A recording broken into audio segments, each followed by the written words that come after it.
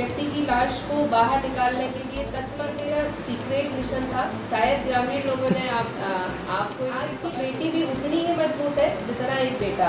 आप अपनी बेटी को भी उतना ही महत्व दीजिए जो पदस्थ है। तो मुल्ताई के विषय में आपकी क्या राय है, कैसा मतलब यहाँ का माहौल रहा है और कैसे लोग हैं? 2022 में काफ़ी रिटायरमेंट्स हैं, तो निश्चित ही सरकार वैकेंसी निकालेगी और आप लोग इसके लिए तत्पर। मैंने स्वयं ही PSC MPPSC को क्रैक किया है और वो सेल्फ स्टडी। नमस्कार, ग्रामीण मीडिया में आप सभी का स्वागत है। विशेष कार्यक्रम। कोरोना का दौर जारी है, नकारात्मक माहौल हर जगह है। ऐसे में सकारात्मक माहौल करने के लिए कुछ कार्यक्रम हम लेके आएंगे जिसमें जुड़ेंगे निरंतर अधिकारियों से। आज सबसे पहले मुल्ताई की पहली महिला SDOP से जुड़ेंगे, बात करेंगे उनके एक ऐसे चेहरे को लेकर जो शायद ही जनता ने नहीं देखा हो। एक ऐसी बात आपको बता दूं कि पिछले दिनों मुल्ताई में कुआं धंसा था। कुएं धंसने के बाद जब अगले दिन भी खुदाई का कार्य जारी था तो 5 मजदूर नीचे थे, डर के वे बाहर आए। तब महिला SDOP ने कहा था कि मैं आपके साथ नीचे 40 फीट नीचे कुएं में खड़ी हूं, धंसेंगे तो सब साथ में धंसेंगे और निकलेंगे तो सब साथ में धंसेंगे। ऐसे हौसले वाली महिला SDOP से आज करेंगे कुछ प्रश्न। बात करेंगे विद्यार्थियों की, बात करेंगे पुलिस तथा MPPSC में जाना चाह रहे विद्यार्थियों के बारे में, वहीं बेटियों के बारे में जानेंगे राय और अंतिम प्रश्न रखेंगे मुल्ताई की जनता के बारे में। बने रहिए इस कार्यक्रम में अंत तक। ग्रामीण मीडिया में आप सभी का स्वागत है। कोरोना का दौर शुरू है और इस दौर में कहीं ना कहीं हर किसी को मोटिवेशन की ज़रूरत पड़ती है और कुछ पॉजिटिव एनर्जी की ज़रूरत पड़ती है। और इसी के तहत हम अब इस कार्यक्रम में जोड़ेंगे क्रमबद्ध तरीके से अधिकारियों को, जिनका ऐसा चेहरा जनता को दिखाएंगे जो शायद आप इनसे वाकिफ नहीं हैं और आपको ये देखना ज़रूरी है। सबसे पहले इस कार्यक्रम में जोड़ेंगे आज मुल्ताई की प्रथम महिला SDOP नम्रता सौंधिया मैम को और उनसे कुछ ऐसे प्रश्न जो ग्रामीण मीडिया की टीम ने पड़ताल की है और मैम का ऐसा चेहरा जो शायद ही आपने देखा है। इन प्रश्नों पे मैम से बात करेंगे। नमस्ते मैम, सबसे पहले आपको ग्रामीण मीडिया और पाठकों की ओर से नमस्कार। आप सभी को मेरा बहुत बहुत नमस्कार। मैम, ग्रामीण मीडिया की जो टीम है उसने निरंतर अधिकारियों पे भी ऐसे मतलब प्रश्न बनाने की कोशिश की है जो आपका चेहरा जनता के सामने अभी तक नहीं आया।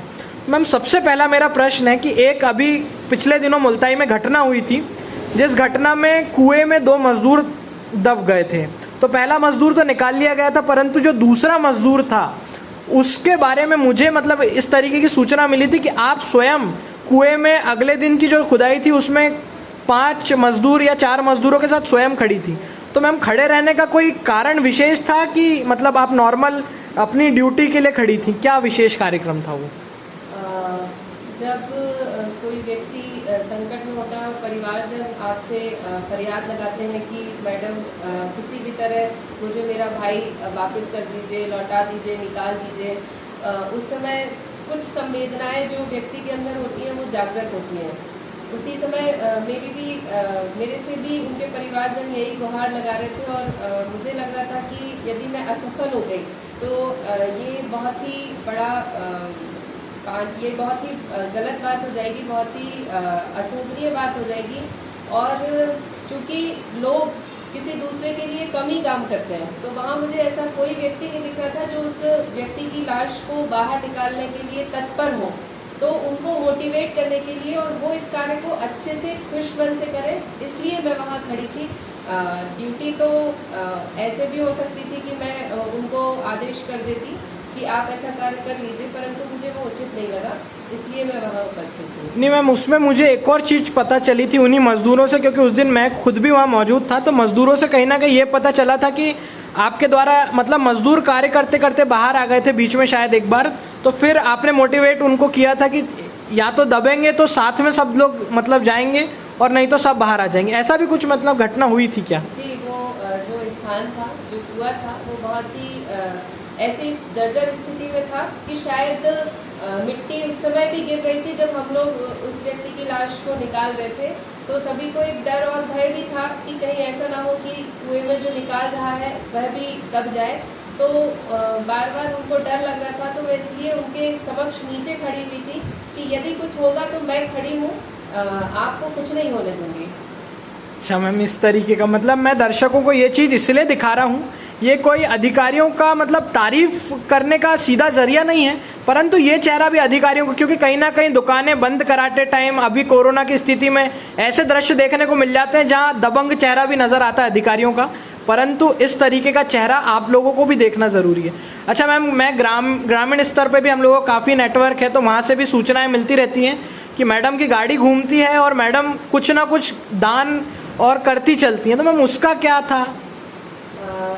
सभी दूर जब लॉकडाउन लगा हुआ था तो लोग बेहद परेशान थे कि क्या होगा, और मुझे कुछ ऐसे चेहरे भी एक बार देखने मिले शायद जिनको खाने के लिए भी साधन उपलब्ध नहीं थे। कुछ विधवा महिलाएं मुझे एक दो मिली हुई थी जिनके पास मजदूरी के अलावा कोई और माध्यम नहीं था और उनके परिवार में कोई और काम करने वाला नहीं था। तो मुझे ऐसा लगा कि शायद और भी ऐसी जगह होंगी और भी ऐसे लोग होंगे जिनको इसकी आवश्यकता होगी, परंतु ये मेरा सीक्रेट मिशन था। शायद ग्रामीण लोगों ने आपको इसकी खबर दे दी। लोगों को मैं स्वयं जाके जिनको शायद ज़रूरत होती है आटा दाल चावल या जो भी खाने की आवश्यक वस्तुएं होती हैं जिनके बिना लोग जीवित नहीं रह सकते, तो मेरा उद्देश्य रहता है कि कभी कभी मैं जाके उनको इस तरह की सहायता करूं ताकि लोग अपना जीवन यापन कर सकें। लॉकडाउन लगा हुआ है और सभी लोग जान रहे हैं कि लोग मजदूरी नहीं कर पा रहे हैं, लोग अपना काम नहीं कर पा रहे हैं, अपना पेट नहीं पाल पा रहे हैं। उस समय यदि आप अपने जीवन का थोड़ा सा भी हिस्सा उनकी सहायता करने में दे दें तो ये आपके पुण्य का भी विषय है और उनके जीवन यापन का भी विषय है। अच्छा मैम, कहीं ना कहीं आप मुल्ताई की पहली महिला एसडीओपी हैं, जी। तो बालिकाओं को हमेशा ऐसा समझा जाता है कि एक अभी भी सोच कई लोगों के मन में है कि हमारी बेटी हो गई तो मतलब कहीं ना कहीं दुख होता है। तो बालिकाओं के लिए एक बहुत अच्छा अवसर इसलिए है, मुल्ताई की पहली एसडीओपी उनके सामने है, तो आप महिलाओं को और बालिकाओं को क्या संदेश देना चाहती हैं? क्योंकि कहीं ना कहीं वो मोटिव उनका डाउन ही रहता है हमेशा, तो उनके लिए मैं आपसे कुछ संदेश लेना चाहता हूँ। निश्चित ये जो आप बात बोल रहे हैं यह आज की स्थिति में भी कहीं ना कहीं हर माता पिता के उनके दिमाग में ये चीज़ उपस्थित होती है कि बेटों को पढ़ाया जाए, क्योंकि बेटे आगे जाके या तो नौकरी करके उनका पालन पोषण करेंगे या फिर काम करके, परंतु ऐसा बिल्कुल भी नहीं है। मेरी हर माता पिता मुल्ताई के और मुल्ताई से अलग गांव से भी दूर बैतूल के और हर जगह के जो भी मुझे सुन पा रहा है उन सभी माता पिताओं से मेरी यही अपील है, गुहार है कि आज की बेटी भी उतनी ही मजबूत है जितना एक बेटा। आप अपनी बेटी को भी उतना ही महत्व दीजिए जो एक बेटे को देते हैं। बेटी है तो कल है, ये बात बहुत ही सार्थक है। ये किसी राजनीतिक से चिंतन नहीं है, ये वास्तविकता में एक पुराना जो समय में जो बात कही जाती थी कि बेटी दो घरों को लेके चलती है, एक अपने मायके को और एक ससुराल को, तो उसमें इतना दम है। उस दम को, उस अस्तित्व को माता पिता को और स्वयं बेटी को निखारने की आवश्यकता है। बेटियों से भी मेरी अपील है, कम से कम इतना सक्षम अवश्य बनिए कि यदि आपको ऐसी आवश्यकता पड़ जाए जब आपकी सहायता के लिए कोई ना हो तो आप स्वयं अपना पेट पाल सकें, किसी के आश्रित ना रहें। अच्छा मैम, मेरा एक और प्रश्न रहेगा क्योंकि अब ऐसा दौर है कि विद्यार्थी कहीं ना कहीं डीमोटिव हो रहे हैं और उनको कहीं ना कहीं ऐसे किसी मोटिवेशन की ज़रूरत है कि कोई अधिकारी या उनसे बात करे। तो मैम अभी तो आपसे मैं छोटा सा संदेश लेना चाहूँगा उन बच्चों के लिए जो इस दौर में भी मतलब नहीं पढ़ पा रहे या किसी कारणवश स्कूल भी बंद है, तो उनके लिए संदेश। और मैं इस कार्यक्रम के माध्यम से एक और मैम आपसे विनती करूंगा कि अगले कार्यक्रम में आप वापस हमसे जुड़ें, हम बच्चों के प्रश्न आपसे लेके आएंगे। क्यों ना कोई ना कोई हमारे एमपीपीएससी की तैयारी कर रहा है, कोई पुलिस में जाना चाहता है, तो उन बच्चों के लिए भी मैं अगले कार्यक्रम में प्रश्न लाना चाहूँगा आपसे। और अभी एक मोटिवेशन थोड़ा सा बताएं बच्चों को कि किस तरीके से जुड़े रहें, लॉकडाउन में भी निराश ना हो। मैम बिल्कुल, सारे बच्चे जो भी लॉकडाउन में अपने घरों में है, कोचिंग स्कूल्स नहीं लग रहे हैं और जो बच्चे कंपटीशन की तैयारी करना चाह रहे हैं वो भी निराश हो रहे होंगे, ये बात तय है। परंतु मेरी आप सभी से अपील है कृपया निराश ना हो। लॉकडाउन के पश्चात निश्चित ही आपको नए अवसर मिलेंगे, क्योंकि आप सभी जानते हैं कि 2021-22 में काफ़ी रिटायरमेंट्स हैं, तो निश्चित ही सरकार वैकेंसी निकालेगी और आप लोग इसके लिए घर पर ही रहकर आपके पास जो भी मटेरियल उपलब्ध है उससे तैयारी करें और निराश ना हो, आपकी तैयारी निश्चित ही रंग लाएगी। ये ना सोचे कि आप अभी कोचिंग नहीं कर पा रहे हैं तो आप कुछ नहीं कर पाएंगे। तो मेरा ये मानना रहता है कि हर व्यक्ति घर में रहकर भी पढ़ाई कर सकता है और निकल सकता है। तो आगे आप लोगों को यदि ऐसा कोई भी मुझसे विषय लगता है जो आप मुझसे शेयर कर सकते हैं, मुझसे सलाह ले सकते हैं, तो अवश्य मुझ तक पहुँचाइए। मैं आपके लिए हमेशा उपलब्ध रहूँगी और आप सभी के उज्जवल भविष्य की मैं कामना करती रहूँगी। और मैम अंतिम प्रश्न, आप मुल्ताई में डीए मतलब एसडीओपी के पद मैं पर्सनली सारे अधिकारियों को लेकर यह नहीं बोल सकती, परंतु मेरा जो अभी तक का ऑब्जर्वेशन रहा है मुल्ताई को लेके, उसमें मैं निश्चित ही यह बता सकती हूँ मुल्ताई के बारे में कि लोग यहाँ के मेरी बात सुनते हैं, मेरी बात मानते हैं। मैं यदि निकल जाती हूँ शहर में और लोगों को समझाती हूँ तो वो उस चीज़ को समझते हैं, मानते हैं और उसको अप्लाई भी करते हैं।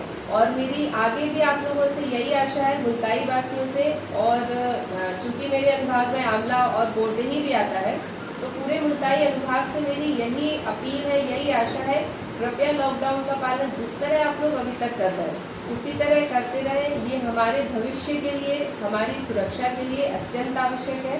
कोरोना वायरस संक्रमण से बचने के लिए आप सभी को जो निर्देश दिए जा रहे हैं उनका जो अब तक आपने पालन किया है वो सराहनीय है। आगे भी इसी तरह इसका पालन करते रहेंगे, ऐसी आपसे आशा है। और अंत में सभी पाठकों को मेरे प्रश्न, मैं स्क्रीन पे जो नंबर दिख रहा है उस पर प्रश्न भेजें। स्टूडेंट्स मुख्य रूप से वापस हम लोग मैम से जुड़ेंगे और आप लोगों को जो भी प्रश्न रहेंगे उनका मैम उत्तर देंगी। बने रहिए ग्रामीण मीडिया के साथ। धन्यवाद।